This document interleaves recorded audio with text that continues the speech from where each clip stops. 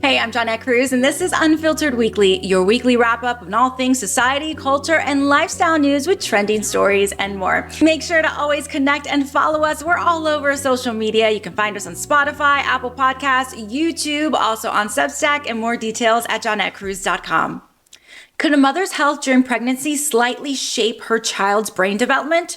For years, a connection between maternal diabetes and neurodevelopmental conditions in kids have circulated among health experts. Now, in a groundbreaking study sifting through a jaw-dropping 56 million pregnancies, has amplified those findings. Children born to mothers with any form of diabetes, whether it was there before pregnancy or it popped up during, showed a 28% higher likelihood of being diagnosed with a neurodevelopmental condition. And get this, the risk spiked even higher for moms who were already living with type 1 or type 2 diabetes before conceiving. So what's the connection? Scientists are still playing detective. The study authors are hinting at several possibilities. Maybe diabetes stirs up inflammation in the baby's developing brain inside the womb, or perhaps it tinkers with how the genes express themselves, slightly altering their function. Here's a takeaway that gets experts nodding. Managing blood sugar during pregnancy is crucial. With a staggering 15 million women in the U.S. living with diabetes and nearly 1 in 10 pregnant women developing gestational diabetes, this is a big deal.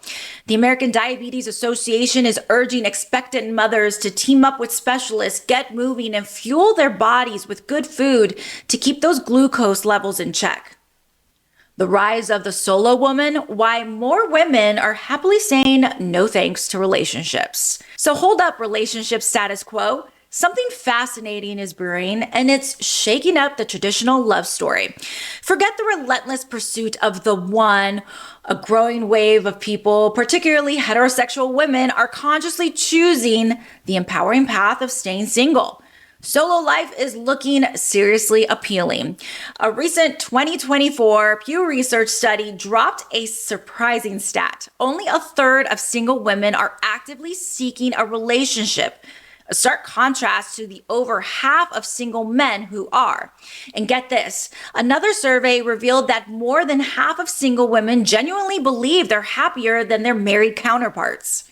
So what is exactly fueling this shift? It's a cocktail of factors. Widening gaps in education, political views, and life priorities are playing a role, but let's be real. The sheer bliss of having your own bathroom without negotiation is a definite perk. For many, nurturing friendships, crushing career goals, and cultivating personal peace are proving to be far more enticing than the potential stress of dating or marriage. While the concept of happily single women isn't exactly a brand new revelation, anyone who binge-watched Sex and the City knows exactly this. The game changer is the active choice involved. This isn't about settling for singlehood. It's about embracing it, building fulfilling lives on their own terms. Many are redefining the American dream, buying homes solo, and even choosing to become single mothers. The narrative is shifting, and for a growing number of women, the most fulfilling plus one is often themselves. Hold on to your hair ties, beauty buffs, because TikTok's latest it trick is raising more than just eyebrows. It has the experts' ears ringing with alarm bells. The bizarre trend, wrapping rubber bands tighter than a drum around your ears, all in the name of the instant needle-free, filter-free, quote-unquote facelift. Reportedly bubbling up from South Korea, this wacky ear-cinching ritual involves looping bands around your lobes for a good 10 to 30 minutes. And the promise? Magically drained the facial puffiness, sky-high cheekbones, and a jawline sharper than a freshly sharpened pencil. The trend went viral faster than a cat video after a New York City dermatologist, Dr. David Kin, ironically dubbed it the biggest beauty hack in Korea right now, in a TikTok that racked up a staggering 6.2 million views. Behold your horses, because the medical pros are calling this whole thing a major stretch. There is absolutely no basis for this, declared an Arizona-based dermatologist, Dr. Brooke Jeffy to Pop Sugar, slamming the technique as both useless and downright unsafe. While legitimate lymphatic drainage massages can coax away facial swelling, those results stem from trained hands employing deliberate techniques, not from turning your ears into makeshift tourniquets. Sure, ear manipulations are part of lymphatic massage, but simply binding them with rubber bands won't magically unlock that fluid draining power. Experts explain that any fleeting and feeling of tightness some users might witness is likely just the physical tension of the skin being pulled back, a temporary illusion that vanishes the moment that the bands come off. This beauty hack isn't just a waste of time, it's potentially harmful.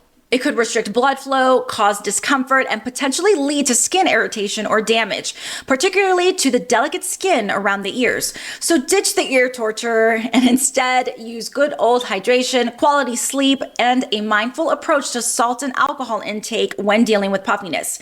Elevating your head during sleep can also prevent overnight facial fluid pooling, and using the power of cold compresses and chilled face rollers with upward strokes and a gentle sweeping lymphatic drainage massage with facial oil is all you need.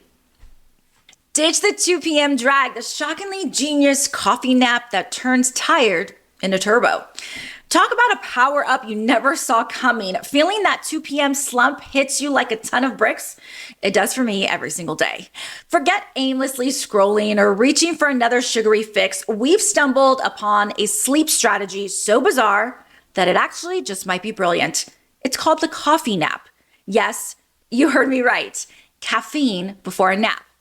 It sounds like a recipe for restless disaster, but hear me out. Some experts are swearing by this counterintuitive trick to banish that midday zombie mode. Here's the brainy breakdown. That caffeine that you just chugged takes about 20 minutes to kick in. Precisely the sweet spot for the end of your power nap. So you're waking up not only from a refreshing snooze, but also with a double dose of energy coursing through your veins. It's like a secret level unlocked for your alertness. A short nap naturally reduces a sleep-inducing chemical that makes you feel tired. By the time you wake up, the caffeine is starting to work, making you feel even more alert. This might sound like some wacky internet hack, but science is actually backing this Java-fueled siesta. Studies suggest coffee naps can improve reaction times, alertness, and cognitive function, especially during that dreaded afternoon slump. Think of it as a mini brain reboot, optimized for maximum performance. But hold your horses, there are rules to this caffeinated slumber party. You have to keep those naps short and sweet, no longer than 20 minutes. Go beyond that and you're risking plunging into a deeper sleep, which then can leave you feeling groggier than before. Nobody wants a nap hangover. Want to become a coffee nap pro? Timing is key. While that first morning cup of joe might be tempting right after you roll out of bed, try holding off until mid to late morning, about 60 to 90 minutes after waking.